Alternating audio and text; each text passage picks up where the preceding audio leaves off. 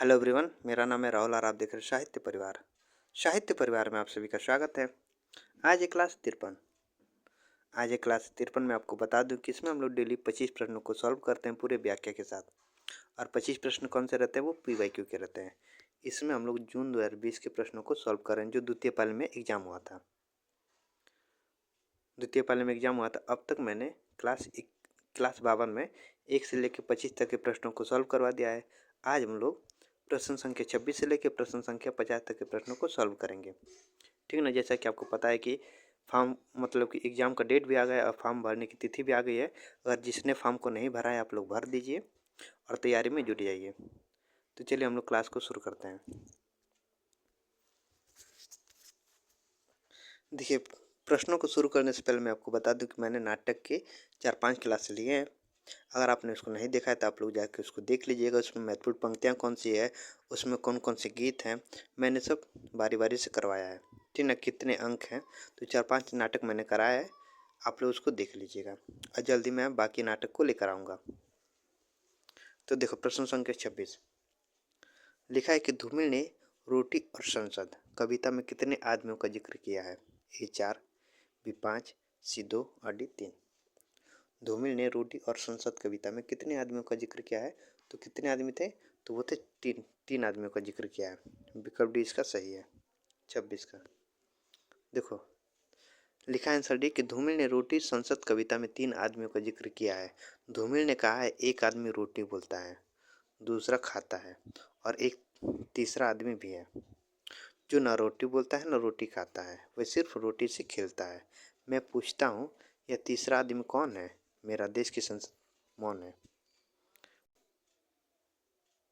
प्रश्न संख्या 27 लिखा कि हमारे समाज में मानवीय गुणों की पहचान बढ़ने वाली है। कुल और जाति का अहंकार विदा हो रहा है। आगे मनुष्य केवल उसी पद का अधिकारी होगा जो उसके अपने समर्थ से सूचित होता है, उस पद का नहीं जो उसके माता पिता या वंश की देन है। उपयुक्त कथन किस रचना की भूमिका से उद्धृत है? ए प्रिय प्रवास, बी भारत भारती, सी रश्मि रथी और डी कुरुक्षेत्र। यह जो कथन है वो किस रचना की भूमिका से है? तो किस रचना की भूमिका से है? तो वह रश्मि रथी। विकल्प सी इसका सही है 27 का। देखो, आंसर सी है। हमारे समाज में वंश की देन है। कथन रश्मि रथी की भूमिका से उद्धृत है। रश्मि रथी के रचनाकार कौन है? रामधारी सिंह दिनकर है। रश्मि रथी के रचनाकार कौन है?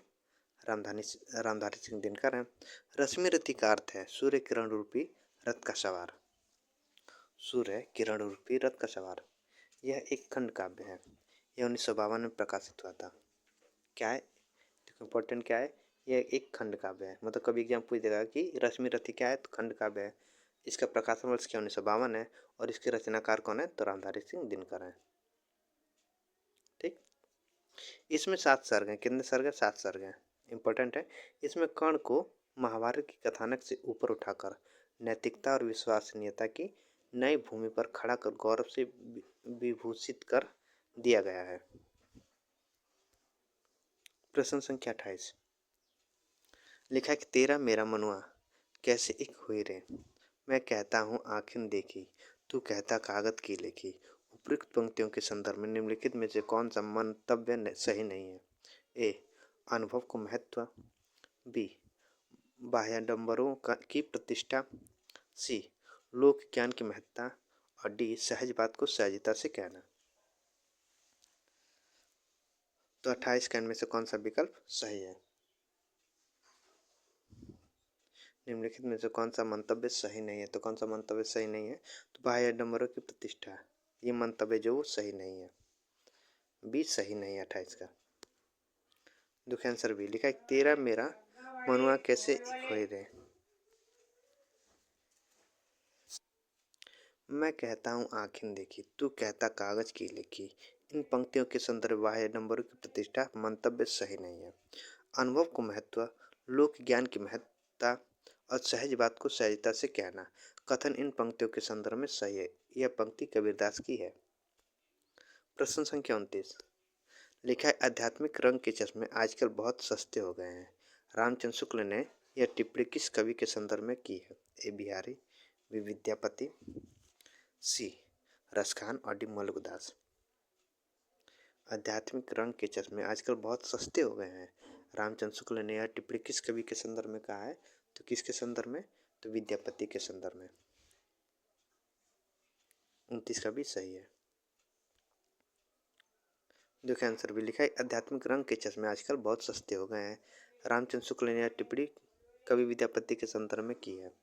विद्यापति की रचनाएं हैं। विद्यापति की रचनाएं कीर्तिलता, कीर्ति पताका, भू परिक्रमा, पुरुष परीक्षा, दान वाक्यावली, शिव सर्वस्व सार, ये विद्यापति की अन्य रचनाएं हैं। प्रश्न संख्या 30 लिखा है, माता पिता के संबंध विच्छेद से प्रभावित बालक के त्रस्त जीवन की कथा पर आधारित उपन्यास है। ए एक इंच मुस्कान, बी अनुकुंज, सी आपका बंटी और डी बेघर। माता पिता के संबंध विच्छेद से प्रभावित बालक के त्रस्त जीवन की कथा पर आधारित उपन्यास कौन सा है? तो वह है आपका बंटी।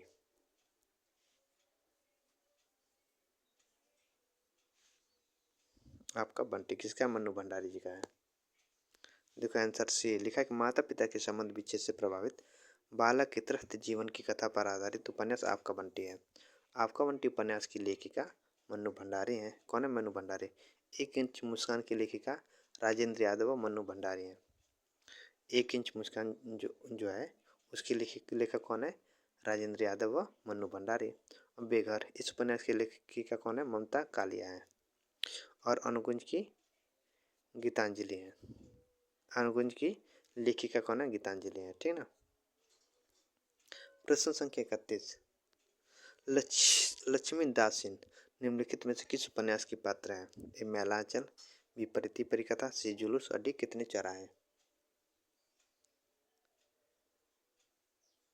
लक्ष्मी दासिन निम्नलिखित में से किस उपन्यास की पात्र? तो लक्ष्मी किस उपन्यास में रहती है? तो लक्ष्मी दासिन किस में रहती है? तो मैलांचल में ना। लक्ष्मी दासिन मैलांचल में रहती है। 31 का ही सही है। देखो आंसर है लिखा है कि लक्ष्मी दासिन मैलांचल उपन्यास की पात्र है। मैलांचल जिसका प्रकाशन 1954 है। देखो ये पात्र हमको पता चला, अब इससे हमको पता चला कि मैलांचल किसका है? प्रद्युम्न रेणु का। इसका प्रकाशन 1954 है। मैलांचल में पूर्णिया जिले के मेरीगंज गांव की कथा है। देखो इंपॉर्टेंट है, पूर्णिया जिले और मेरीगंज गांव। पूछ देगा पूर्णिया जिले किस उपन्यास में आता है? तो मैलांचल में आता है। मेरीगंज गांव किस उपन्यास में? तो ये मैलांचल में। पूर्णिया जिले के मेरीगंज गांव की कथा है मैलांचल में। इनके अन्य पात्र हैं बावन दास। किसके? मैलांचल के अन्य पात्र कौन कौन से हैं? बावन दास हैं, बालदेव, कालीचरण, राम खिलावन, रामदास, सेवादास, राम कृपाल राम कृपाल सिंह, कमली, डॉक्टर, तहसीलदार, वासुदेव इत्यादि। ये मैलांचल उपन्यास के अन्य पात्र हैं। परिति परिकथा की अगर बात करें तो इसका प्रकाशन 1957 है और जुलूस 1965 ईस्वी, कितने चौराहा है? 1966 ईस्वी। ये तीनों के तीनों किसके? प्रद्युम्न रेणु के हैं। मतलब मैलांचल, परिति परिकथा, जुलूस, कितने चौराहा, ये चारों के चारों उपन्यास किसके हैं? प्रद्युम्न रेणु के हैं। प्रश्न संख्या 32 गोदान उपन्यास का होरी राम अवध प्रांत के किस गांव का रहने वाला किसान था? ए बेल्लारी, बी कंगोली, सी शिवपालगंज, डी पांडेपुर। गोदान उपन्यास का होरी राम अवध प्रांत के किस गांव का रहने वाला था? तो किस गांव का रहने वाला था? तो वो था बेल्लारी गांव। शुरू में आता है ना बेल्लारी गांव का जिक्र। 32 का सही है। देखो आंसर से लिखा है गोदान उपन्यास का होरी राम अवध प्रांत के बेल्लारी गांव का रहने वाला किसान था। गोदान जिसका प्रकाशन 1936 है। यह उपन्यास किसान जीवन की महागाथा एवं ऋण की समस्या का अंकन किया गया है। इस उपन्यास में किसान जीवन की महागाथा एवं ऋण की समस्या का अंकन किया गया है। इसके लेखक प्रेमचंद है। अगर अब तक जिसने भी गोदान उपन्यास को नहीं पढ़ा है तो देखो एक मतलब गोदान उपन्यास अगर डालेंगे यूट्यूब पे तो उनकी पूरी मतलब सीरीज बनी हुई है। मतलब है, अब मैं देखा भी नहीं उसको पूरा, मतलब सीरीज है उसको देखेंगे, बहुत ही अच्छी सीरीज है। यूट्यूब पे मिल जाएगी आपको, बहुत ही अच्छी ये अच्छा उपन्यास है। राही मासूम रजा के उपन्यास राही मासूम रजा के उपन्यास आधा गांव, जिसका प्रकाशन 1966 है। इसमें गाजीपुर जिले के गंगोली गांव के सैयद मुसलमान की कथा है। आधा गांव में क्या है कि गाजीपुर जिले के गंगोली गांव के सैयद मुसलमान की कथा है। श्रीलाल शुक्ल का उपन्यास है राग दरबारी। राग दरबारी किसका है? श्रीलाल शुक्ल का है। प्रकाशन वर्ष 1968 है। इसमें शिवपालगंज की जिंदगी का यथार्थ चित्रण है। और प्रेमचंद के उपन्यास रंगभूमि, जिसका प्रकाशन वर्ष 1925 है।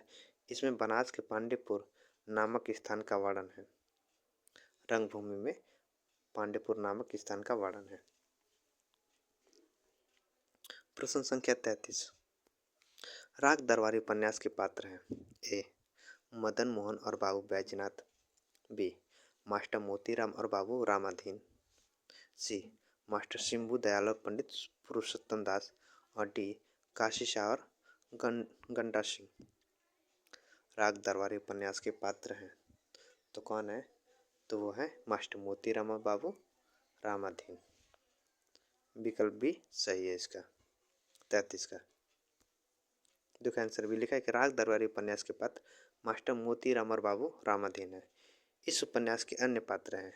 किसके? राग दरबारी उपन्यास के अन्य पात्र हैं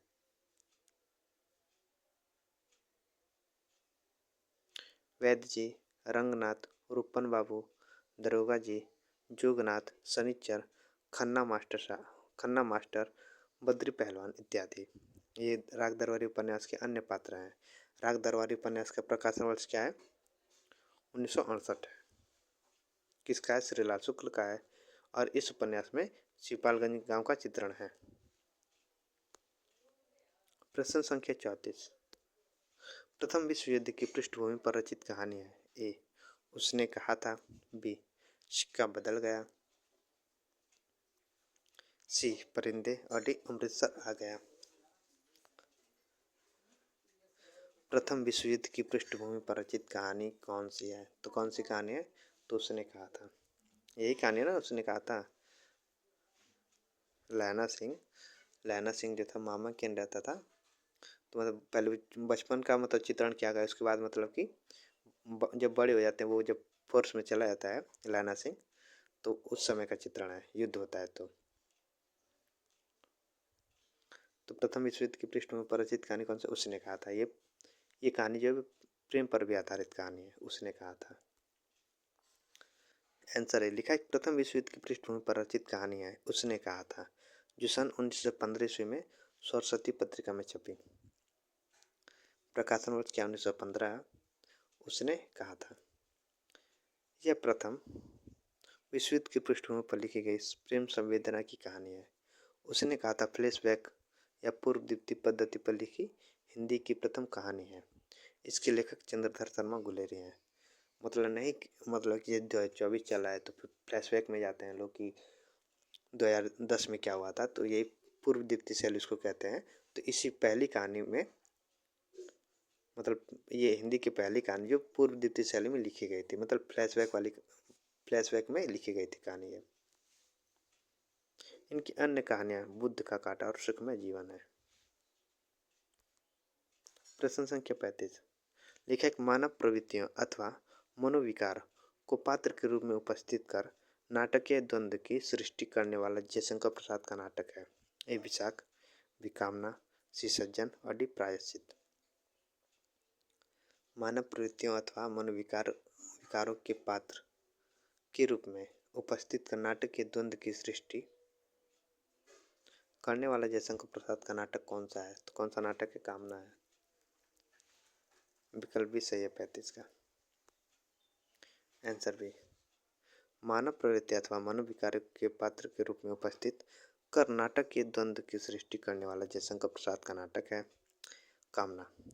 कामना का प्रकाशन 1927 है। नाटक संस्कृत के प्रबोध चंद्रोदय की भांति अनुपदेश नाटक है। इसमें भावनाओं को नाटक के पात्र के रूप में दिया गया है। प्रश्न संख्या 36। इतिहास के गड़े मुर्दे उखाड़ने का काम इस युग के साहित्य में वांछनीय नहीं है। अपने किस नाटक की भूमिका में लक्ष्मी नारायण मिश्र ने जयशंकर प्रसाद के ऐतिहासिक सांस्कृतिक नाटकों की प्रतिक्रिया में यह बात कही है? ए सन्यासी, बी मुक्ति का रहस्य, सी सिंदूर की होली और डी राजयोग। 36 का इनमें से कौन सा विकल्प सही है? तो देखो सन्यासी विकल्प ए सही है 36 का। देखो आंसर ए है। लिखा है यहाँ पे कि इतिहास के गड़े मुर्दे उखाड़ने का काम इस युग के साहित्य में वांछनीय नहीं है। सन्यासी 1930 नाटक की भूमिका में लक्ष्मी नारायण मिश्र ने जयशंकर प्रसाद के ऐतिहासिक सांस्कृतिक नाटकों की प्रतिक्रिया में यह बात कही है। मुक्ति का रहस्य प्रकाशन वर्ष 1932 है। सिंदूर की होली प्रकाशन वर्ष 1934 है और राजयोग 1933। ये सभी नाटक लक्ष्मी नारायण मिश्र जी के हैं। प्रश्न संख्या 37। नारी का आकर्षण पुरुष को पुरुष बनाता है तो उसका अपकर्षण उसे गौतम बुद्ध बना देता है। यह संवाद अंश किस नाटक का है? ए लहरों का राजहंस, बी आषाढ़ का एक दिन, सी ध्रुव सामनी और डी स्कंदगुप्त। नारी का आकर्षण पुरुष को पुरुष बना देता है तो उसका अपकर्षण उसे गौतम बुद्ध बना देता है। यह संवाद अंश किस नाटक का है? तो किस नाटक का है? तो लहरों का राजहंस का है। विकल्प ए सही है 37 का। देखो आंसर लिखा है कि नारी का आकर्षण पुरुष को पुरुष बनाता है तो उसका अपकर्षण उसे गौतम बुद्ध बना देता है। ये संवाद लहरों के राजहंस नाटक का है। लहरों के राजहंस जिसका प्रकाशन वर्ष 1963 ईस्वी है, यह एक ऐतिहासिक नाटक है। इनकी रचना मोहन राकेश ने अश्वघोष के महाकाव्य सौंदर्यानंद के आधार पर की है। आषाढ़ का एक दिन 1958 ईस्वी। इस नाटक के नाटककार कौन है? मोहन राकेश। ध्रुव सामनी 1933 ईस्वी तथा स्कंदगुप्त 1928। ये दोनों नाटक के नाटककार कौन है? जयशंकर प्रसाद है। देखो लहरों के राजहंस और आषाढ़ का एक दिन मोहन राकेश का और ध्रुव सामनी और स्कंदगुप्त ये दोनों नाटक जयशंकर प्रसाद का है। प्रश्न संख्या 38। लिखा है यहाँ पे कि आभिजात्य वर्गीय परिवार की कठोर अनुशासनबद्धता के जुल्म और विद्रोह तथा मशीनी जिंदगी से मुक्त का चित्रण निम्नलिखित में से किस नाटक की विषय वस्तु है? ए कैद, बी अलग अलग रास्ते, सी अंजू दीदी और डी उड़ान। एक बार फिर से प्रश्नों को रिपीट करते हैं। देखो प्रश्न को रिपीट मैं इसलिए कर रहा हूँ क्योंकि मतलब मैं प्रश्न को अगर अच्छे से रिपीट करता हूँ तब तक आपको थोड़ा समय मिल जाएगा कि आप सही से मतलब कि अनुमान लगा सकते हैं। मैं तुरंत पढ़ के ट्रिक लगा दूंगा तो आपको सोचने के लिए समय नहीं मिलेगा, तो इसीलिए मैं फिर से पढ़ देता हूँ प्रश्नों को। अभिजात्य वर्गीय परिवार की कठोर अनुशासनबद्धता के जुर्म और विद्रोह तथा मशीनी जिंदगी से मुक्त का चित्रण निम्नलिखित में से किस नाटक की विषय वस्तु है? तो किस नाटक की विषय वस्तु है? तो वह अंजू दीदी नाटक की विषय वस्तु है। 38 का सी सही है। तो अभिजात्य वर्गीय परिवार की कठोर अनुशासनबद्धता के जुर्म और विद्रोह तथा मशीनी जिंदगी से मुक्ति का चित्रण अंजू दीदी नाटक की विषय वस्तु है। अंजू दीदी का प्रकाशन वर्ष 1955 है। ये किसका नाटक है? उपेंद्र नाथ अश्क का नाटक है। कैद, उड़ान और अलग अलग रास्ते ये नाटक किसके? उपेंद्र नाथ अश्क के ये भी हैं। प्रश्न संख्या 39। लिखा है क्या भूलूं क्या याद करूं? हरिवंश राय बच्चन की आत्मकथा श्रृंखला का कौन सा भाग है? ए चौथा, बी तीसरा, सी दूसरा और डी पहला। क्या भूलूं क्या याद करूं हरिवंश राय बच्चन की आत्मकथा श्रृंखला का कौन सा भाग है? देखो इनका प्रथम भाग कौन सा है? इनका प्रथम भाग जो पहला भाग इनका है क्या क्या भूलूं क्या याद करूं। क्या भूलूं क्या याद करूं, ठीक। एक तो ये दूसरा कौन सा है? नीड़ का निर्माण। फिर नीड़ का निर्माण इनका ये दूसरा है, निर्माण है, ठीक। तीसरा कौन सा है? बसेरे से दूर। बसेरे से दूर। और इनका चौथा कौन सा है? 10 द्वार से सोपन तक। 10 द्वार से सोपन तक। तो पहला इनका है क्या भूलूं क्या याद करूं, दूसरा नीड़ का निर्माण, फिर तीसरा बसेरे से दूर और चौथा है 10 द्वार से सोपन तक। तो क्या भूलूं क्या याद करूं कौन सा है, पहला है, तो विकल्प डी इसका सही है। देखो आंसर डी लिखा है कि क्या बोलूं क्या याद करूं, हरिवंश राय बच्चन की आत्मकथा श्रृंखला का पहला भाग है। हरिवंश राय बच्चन की आत्मकथा के 4 भाग हैं जो इस प्रकार हैं। कौन सा प्रथम है, 1969 ईस्वी, क्या भूलूं क्या याद करूं। द्वितीय है नीड़ नीड़ का निर्माण, फिर प्रकाशन वर्ष 1970 है। तृतीय है बसेरे से दूर, प्रकाशन वर्ष 1978। और चतुर्थ है 10 द्वार से स्वपन तक, प्रकाशन वर्ष 1985। प्रश्न संख्या 40, मुक्तिबोध की आत्मकथा कृति के लेखक हैं। ए विशुण चंद्र शर्मा, बी नामवर सिंह, सी रमेश चंद्र शाह और डी हंसराज रहबर। मुक्तिबोध की आत्मकथा कृति के लेखक कौन है, तो कौन है, तो वह है विशुण चंद्र शर्मा। विकल्प ए सही है इसका 40 का। देखो आंसर है लिखा है मुक्तिबोध की आत्मकथा कृति के लेखक विष्णु चंद्र शर्मा है। यह जीवनी विधा की रचना है। हंसराज रहबर की जीवनी विधा योद्धा सन्यासी विवेकानंद है।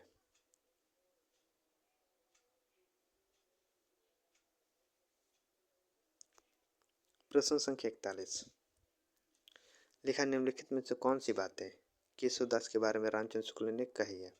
ए केशव को कभी हृदय नहीं मिलता था, बी उनमें वह सहृदय और भावुकता भी न थी जो एक कवि में होनी चाहिए, सी वे संस्कृत साहित्य से सामग्री लेकर अपने पांडित्य और रचना कौशल की धाक जमाना चाहते थे, और डी है कि अपनी रचनाओं में उन्होंने किन्होंने केशव ने संस्कृत साहित्य की उक्तियों से परहेज किया है।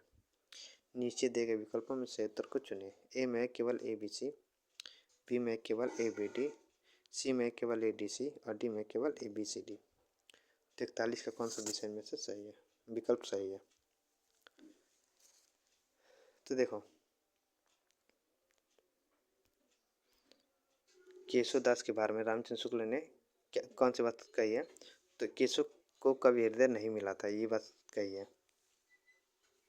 और कहा कि उनमें वह सहृदय और भावुकता भी न थी जो एक कवि में होनी चाहिए, कि ये बात सही है। और तीसरा कि वे संस्कृत साहित्य सामग्री लेकर अपने पांडित्य और रचना कौशल की धाक जमाना चाहते थे, कि ये बात सही है। तो ए बी सी किस में है, तो विकल्प ए में, तो 41 का विकल्प ए सही, ए बी सी। देखो आंसर है लिखा आचार्य केशवदास के बारे में रामचंद्र शुक्ल ने कहा है केशव को कभी हृदय नहीं मिला था। दूसरा कि उनमें वह सहृदय और भावुकता भी न थी जो एक कवि में होनी चाहिए। तीसरा कि वे संस्कृत साहित्य से सामग्री लेकर अपने पांडित्य और रचना कौशल की धाक जमाना चाहते थे।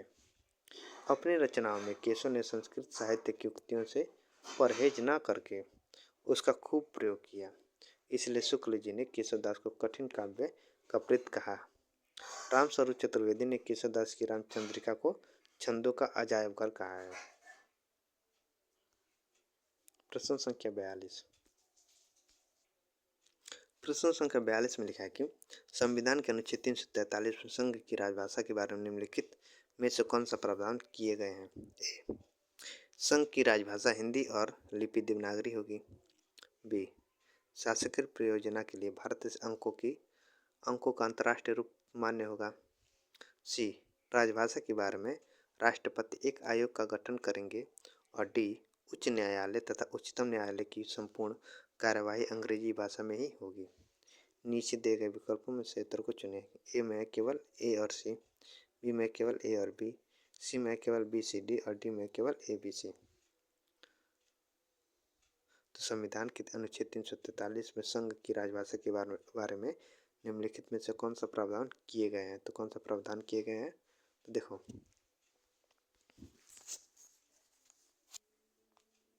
एक तो क्या गया कि संघ की राजभाषा हिंदी और लिपि देवनागरी होगी, एक ये बात कही गई है। और दूसरा कहा गया कि शासकीय प्रयोजना के लिए भारतीय अंकों की अंतर्राष्ट्रीय रूप मान्य होगा, एक ये बात कही गई है। 42 का और भी सही नहीं, हाँ 42 का और भी सही है। ए और बी किस में, तो विकल्प बी में है, तो 42 का विकल्प भी सही है, ए और बी। देखो आंसर बी है।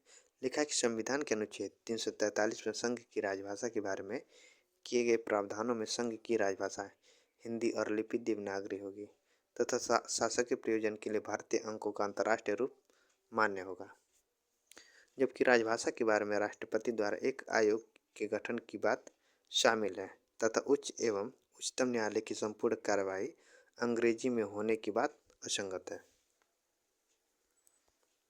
प्रश्न संख्या 43। हरिकृष्ण प्रेमी के नाटकों के मुख्य स्वर हैं। ए स्वातंत्र्योत्तर नए भावबोध का विकास, बी प्रखर राष्ट्रीय चेतना युक्त ऐतिहासिकता, सी सांप्रदायिक सौहार्द की मूल्य चेतना और डी पश्चिमी बौद्धिकता का प्राधान्य। नीचे दिए गए विकल्पों में से उत्तर को चुनिए। ए में केवल ए बी में केवल बी सी में केवल सी डी और डी में केवल बी डी। तो 43 के इनमें से कौन सा विकल्प सही होगा? तो देखो, हरिकृष्ण प्रेमी के नाटकों का मुख्य स्वर कौन सा है?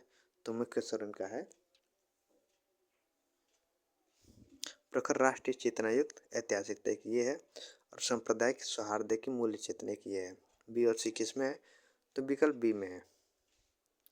विकल्प बी सही है 43 का।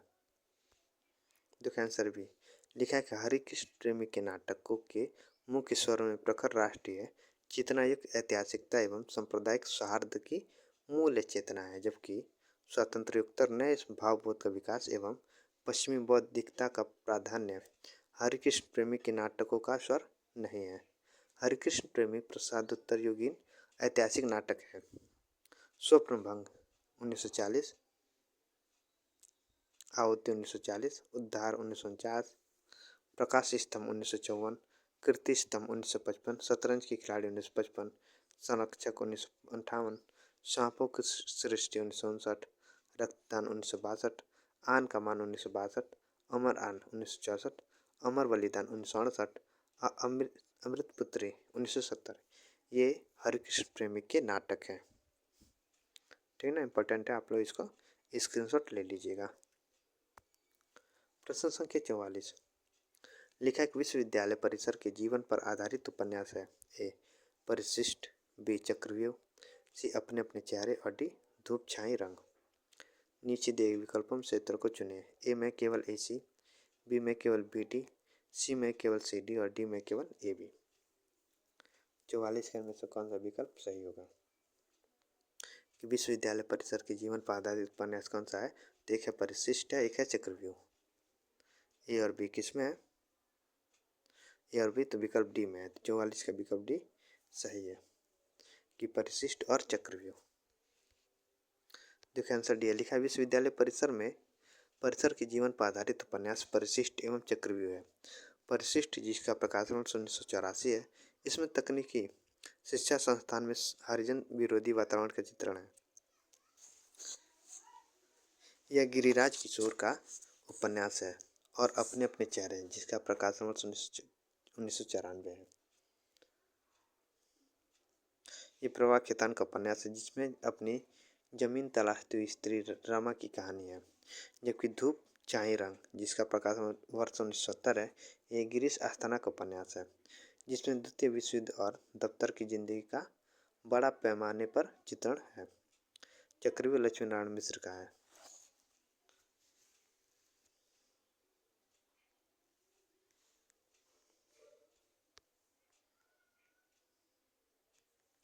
प्रश्न संख्या 45 निम्नलिखित में से राम भक्ति शाखा के कवि हैं। ए स्वामी अग्रदास, बी नाभादास, सी हृदयराम और डी स्वामी हरिदास और ई कृपाराम। नीचे दिए विकल्पों में सही उत्तर को चुनिए।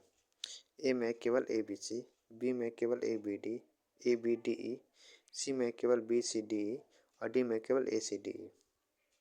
तो 45 का कौन सा विकल्प सही है कि निम्नलिखित में से राम भक्ति शाखा के कवि कौन से हैं? तो राम भक्ति शाखा के कवि कौन से हैं?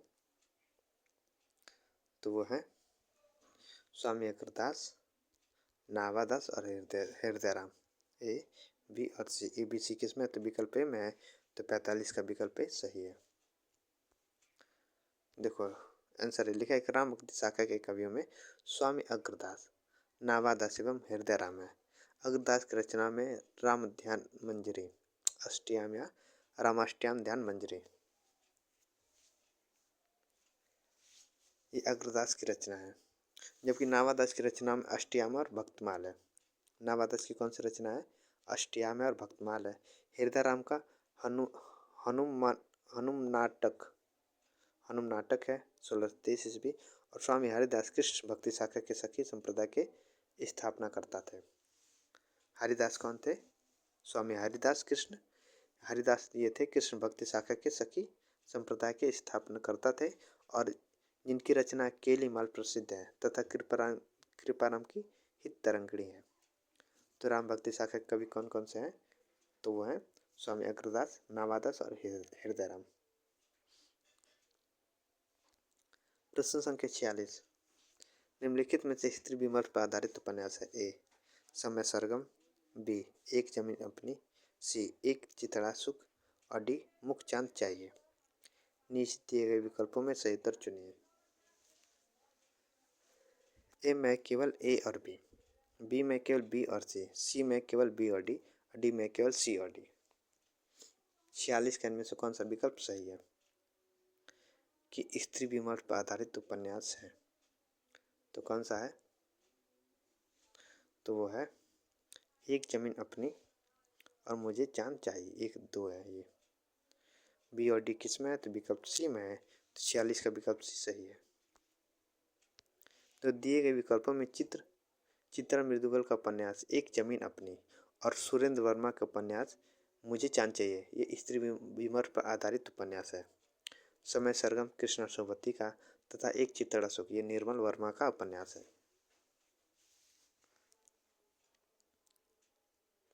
तो देखो एक जमीन अपनी किसका है? चित्रा मृदुगल का है और मुझे चांद चाहिए सुरेंद्र वर्मा का है। समय सरगम कृष्णा सोबती का है और एक चित्रा सुख निर्मल वर्मा का है। प्रश्न संख्या 47। निम्नलिखित में दंत वर्ण है।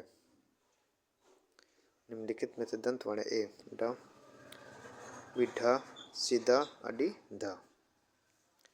निम्नलिखित में दंत वर्ण है। नीचे दिए गए विकल्पों में सही उत्तर को चुनें। ए में केवल ए बी सी, बी में केवल बी सी डी, सी में केवल ए बी डी और डी में केवल सी डी। तो 47 के इनमें से कौन सा विकल्प सही है? तो देखो दंत वर्ण कौन कौन से हैं? तो दंत वर्ण होते त,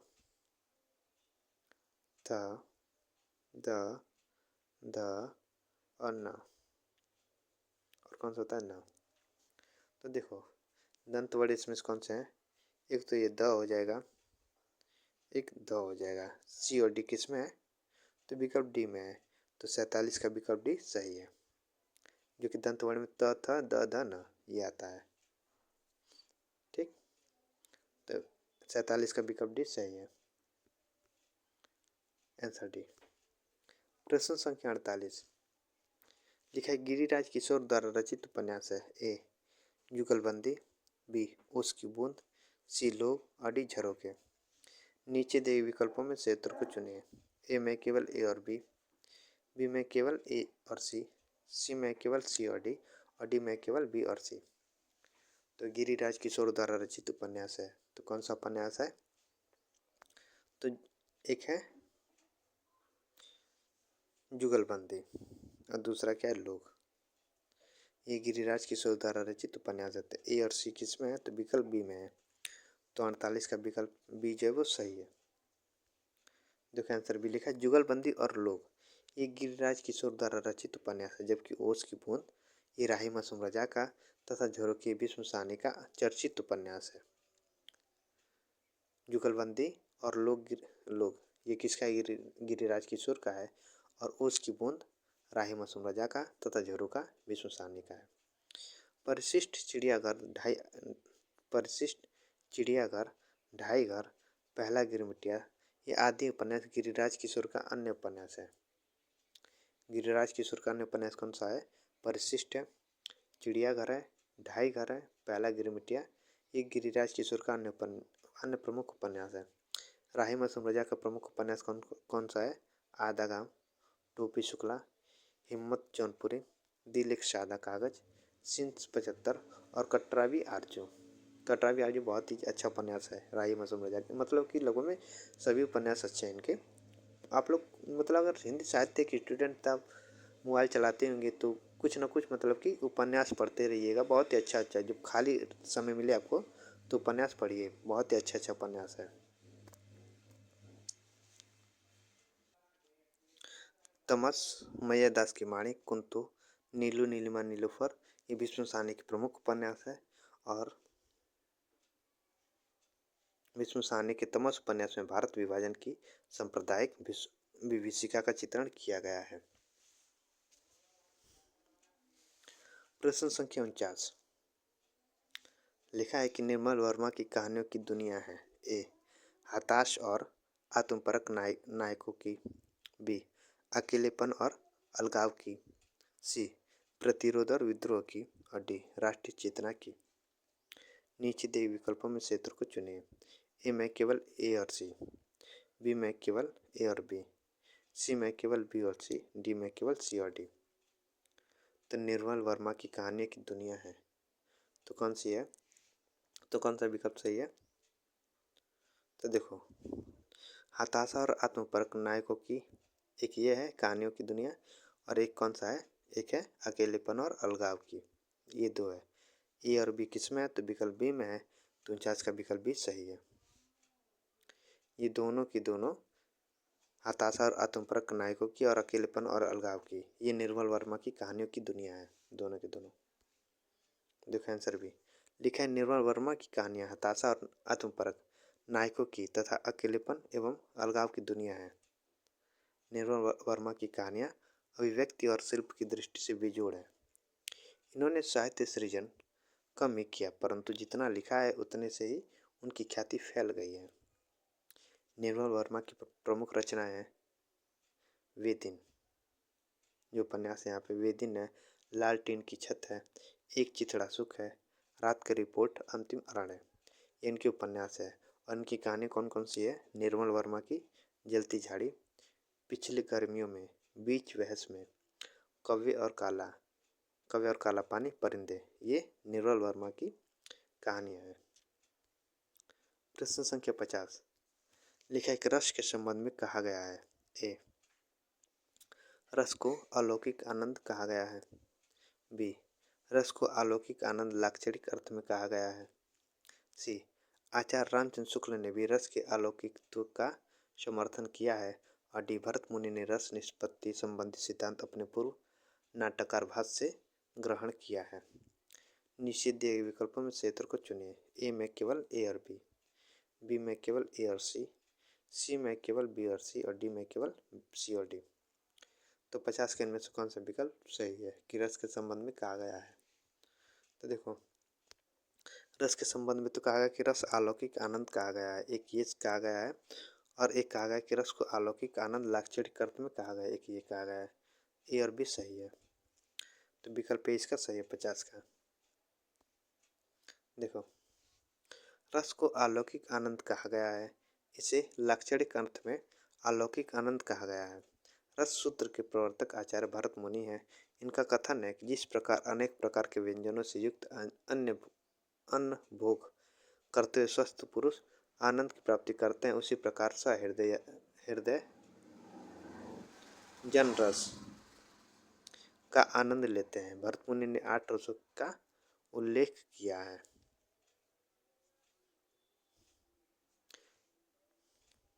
तो ये थे आज के 25 प्रश्न। अगर अच्छा लगा हो प्लीज़ आप लोग लाइक करेगा, सब्सक्राइब करेगा। मैं ऐसे और आपको एग्जाम मैं आपको ऐसे ही PY क्वेश्चन लेकर आता रहूँगा, जो आपके एग्ज़ाम के लिए बहुत ज़्यादा महत्वपूर्ण रहेगा। तो आज के लिए इतना ही, धन्यवाद। और अगर आप लोगों ने नाटक की क्लास को नहीं देखा है तो आप लोग जाकर उसको देख लीजिएगा, बहुत ही अच्छी क्लास है। तो आज के लिए धन्यवाद।